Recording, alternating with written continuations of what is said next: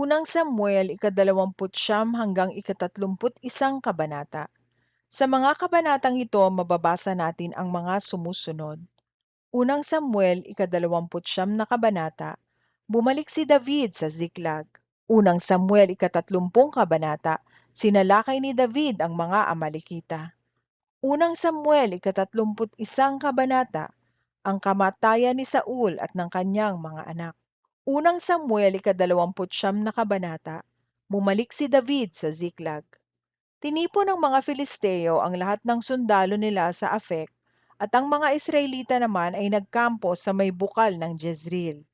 Habang nagmamarcha papunta sa labanan ng mga pinuno ng mga Filisteo, kasama ang mga sundalo nilang nakagrupo ng 100 at 1,000, nakasunod naman kina Haring Akish sina David at ang kanyang mga tauhan.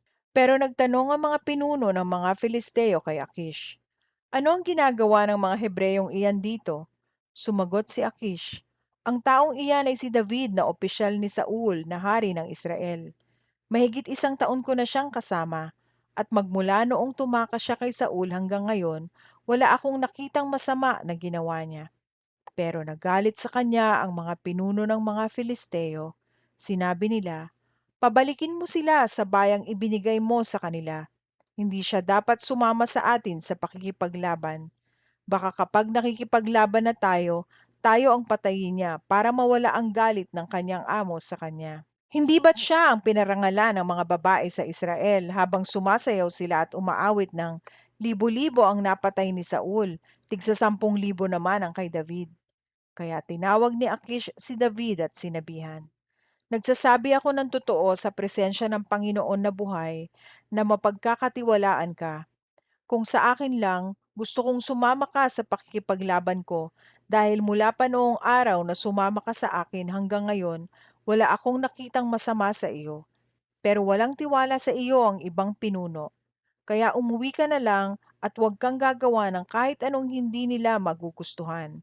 Umuwi ka ng matiwasay." Tinanong siya ni David, "Ano po bang kasalanang nagawa ko mula nang sumama ako sa inyo hanggang ngayon, mahal na hari? Bakit hindi ako pwedeng sumamang makipaglaban sa mga kaaway ninyo?"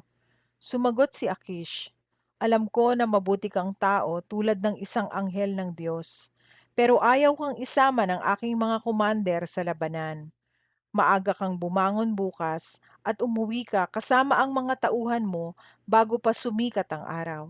Kaya maagang bumangon sina David at ang kanyang mga tauhan para bumalik sa lupain ng mga Filisteo, at pumunta naman ang hukbo ng mga Filisteo sa Jezreel. Unang Samuel, ika-30 kabanata. Sinalakay ni David ang mga Amalekita. Nakarating si David at ang mga tauhan niya sa Ziklag ng ikatlong araw. Sinalakay ng mga Amalekita ang Negev at Ziklag. Nilusob nila ang Ziklag at sinunog ito. Binihag nila ang mga babae at ang lahat ng tao dito, bata man o matanda. Walang pinatay kahit isa, pero binihag nila ang mga ito sa kanilang pag-alis. Nang makarating si David at ang mga tauhan niya sa Ziklag, nakita nila na nasunog na ang kanilang lugar at ang kanilang mga asawa at anak ay binihag. Kaya si David at ang mga tauhan niya ay umiyak ng husto hanggang maubusan sila ng lakas dahil sa pag-iyak. Kasama sa mga bihag ang 2 asawa ni David na si Ahinoam na taga Jezreel at si Abigail na taga Carmel na biyuda ni Nabal. Sobrang nag-alala si David dahil masama ang loob ng kanyang mga tauhan sa pagkabihag ng mga asawa at anak nila, at balak nilang batuhin siya.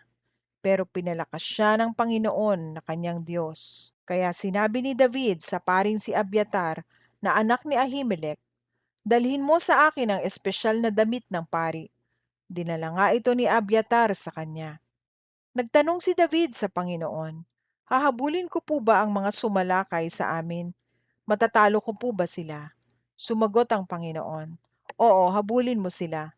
Siguradong matatalo mo sila at maililigtas mo ang mga bihag." Kaya lumakad si David kasama ang 600 niyang tauhan, at nakarating sila sa lambak ng Besor. Nagpaiwan doon ang 200 niyang tauhan dahil pagod na sila para tumawid pa sa lambak. Pero nagpatuloy si David sa paghabol kasama ang 400 niyang tauhan. Nakita ng ilang mga tauhan ni David ang isang Ehipsyo sa bukid. Dinala nila ito kay David at binigyan nila ng tubig at tinapay. Binigyan din nila ang Ehipsyo ng kapirasong tuyong igos at 2 tumpok ng pasas dahil 3 araw na siyang hindi kumakain ni umiinom. Pagkatapos niyang kumain, nanumbalik ang kanyang lakas. Tinanong siya ni David, "Sino ang amo mo? Taga saan ka?" Sumagot siya, "Isa po akong Ehipsyo at alipin ng isang Amalekita. Iniwan ako ng amo ko, 3 araw na po ang nakakaraan dahil nagkasakit ako. Bigla po naming sinalakay ang mga Kereteo sa Negev sa lupain ng Huda at ganoon din ang katimugang bahagi ng Negev na tinitirhan ng mga angkan ni Caleb. Sinunog din po namin ang Ziklag." Nagtanong si David sa kanya, "Masasamahan mo ba kami sa mga taong bumihag sa pamilya namin?" Sumagot siya, "Opo, kung maipapangako nyo sa pangalan ng Diyos na hindi nyo ako papatayin o ibabalik sa aking amo, sasamahan ko po kayo sa kanila." Kaya sinamahan ng Ehipsyo sina David sa mga Amalekita.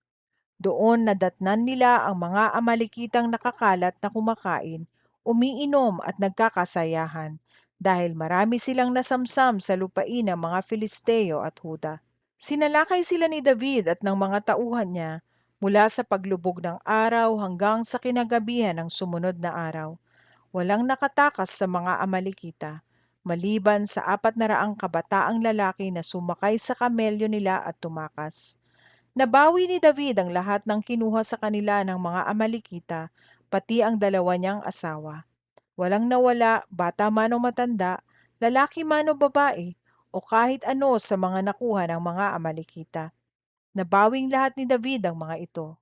Pagkatapos nakuha rin niya ang lahat ng tupa at baka at pinauna ng mga tauhan niya ang mga hayop na ito sa harapan ng iba pang mga hayop habang sinasabi, "Ito ang mga samsam para kay David." Nang makarating na sina David sa lambak ng Besor, sinalubong sila ng 200 niyang tauhan na hindi nakasama dahil sa sobrang pagod. Lumapit sina David sa kanila at binati niya ang mga ito. Pero may masasama at walang silbing mga tauhan na nagsabi, "Hindi sila dapat bigyan ng bahagi ng mga nasamsam natin sa Amalekita dahil hindi naman sila sumama sa atin. Kunin na lang nila ang mga asawa at anak nila at umalis na sila." Sumagot si David, "Mga kapatid, hindi tama iyan. Huwag ninyong ipagdamot ang ibinigay ng Panginoon sa atin. Iningatan niya tayo at tinulungang magtagumpay sa ating mga kaaway. Sino sa tingin ninyo ang makikinig sa inyo? Dapat bigyan ng lahat. Pareho lang ang bahagi ng mga nagpaiwan para magbantay sa kagamitan at ng mga sumama sa labanan." Ang tuntuning ito ay ginawa ni David para sundin ng mga Israelita at ipinapatupad pa rin ito hanggang ngayon.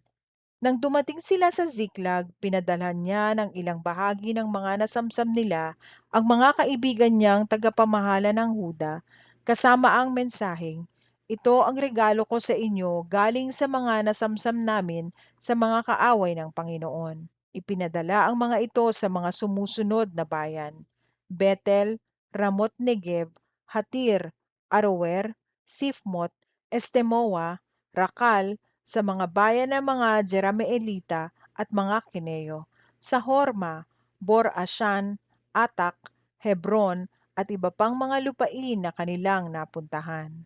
Unang Samuel, ika-31 kabanata. Ang kamatayan ni Saul at ng kanyang mga anak. Nakipaglaban ang mga Filisteo sa mga Israelita sa bundok ng Gilboa. Maraming namatay sa mga Israelita, at ang iba sa kanila ay nagsitakas. Hinabol ng mga Filisteo si Saul at ang mga anak niyang lalaki, at pinatay nila ang mga anak niyang sina Jonathan, Abinadab, at Malki-Shua. Matindi ang labanan ni na Saul at ng mga Filisteo. Tinamaan siya ng pana at malubhang nasugatan. Sinabi ni Saul sa tagapagdala ng kanyang armas, "Bunutin mo ang iyong espada at patayin ako, dahil kung hindi, silang mga hindi nakakakilala sa Diyos ang papatay sa akin at pagtatawanan pa nila ako." Pero natakot ang tagapagdala niya ng armas na patayin siya, kaya kinuha ni Saul ang sarili niyang espada at sinaksak ang sarili. Nang makita ng tagapagdala ng armas na patay na si Saul, Sinaksak din niya ang kanyang sarili at namatay sa tabi ni Saul. Kaya ng araw na iyon, namatay si Saul, ang tatlo niyang anak na lalaki, ang tagapagdala niya ng armas at ang lahat ng tauhan niya. Nakita ng mga Israelitang nakatira sa kabilang bahagi ng lambak ng Jezreel at sa kabilang ilog ng Hordan ang pagtakas ng mga sundalong Israelita at pagkamatay ni Saul at ng kanyang mga anak. Kaya iniwan nila ang kani-kanilang bayan at nagsitakas. Dahil doon, pinasok at tinirhan ng mga Filisteo ang mga bayang ito. Kinabukasan nang pumunta ang mga Filisteo sa bundok ng Gilboa para kunin ang mahalagang bagay sa mga namatay na sundalo, nakita nila ang bangkay ni Saul at ng kanyang tatlong anak. Pinugutan nila ng ulo si Saul at kinuha ang kanyang armas. Pagkatapos nito, nagsugo sila ng mga mensahero sa buong lupain ng Filisteo para ibalita sa templo ng kanilang Diyos-Diyosan at mga kababayan ang kamatayan ni Saul. Inilagay nila ang armas ni Saul sa templo ng diyosa nilang si Ashtoreth at isinabit ang bangkay nito sa pader ng lungsod ng Bethshan.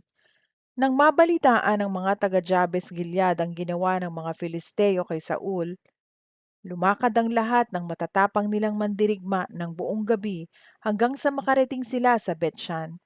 Kinuha nila ang bangkay ni Saul at ng kanyang mga anak mula sa pader ng Bethshan at dinala sa Jabes at sinunog ang mga ito roon. Pagkatapos, kinuha nila ang mga buto, inilibing sa ilalim ng punong tamarisko sa Jabes, at nag-ayuno sila sa loob ng 7 araw.